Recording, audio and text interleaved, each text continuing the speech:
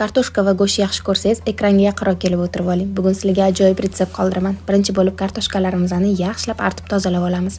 Qizlar, sizlar ham kartoshka artayotganingizda sizlarga ham yer hidi kelib, kartoshkani hidlab, maza qilib artasizlarmi? Yoki bitta mana shunaqamanmi? Kartoshka artayotganimda yer hidi chiqadi. Xuddi yerga yomg'ir yog'ganda yer hidi chiqadi-ku, kartoshkadan shunaqa hid keladi.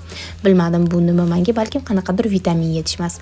Xullas kartoshkalarimizni fri ko'rinishda qovurib olamiz va qozonda ozgina yog' qoldirib, piyoz, tomat, ziravorlarni ustidan Foodmax'da shunaqa cho'poncha go'shtlardan foydalanamiz. 100% halol va juda ham mazali. Ozgina suvimizga un qo'shib, bir xil massa qilib, uni ham go'shtli massani ustidan qo'yamiz va 15 minutga past olovga dimlab qo'yamiz. Tayyor pishgan kartoshkalarimizni ustidan suzamiz. Shunaqangi suvlikkina juda ham mazali taom bo'ladi. Obedga yoki kechki ovqatga tayyorlab, maza qilib yeb olinglar, yoqimli ishtaha.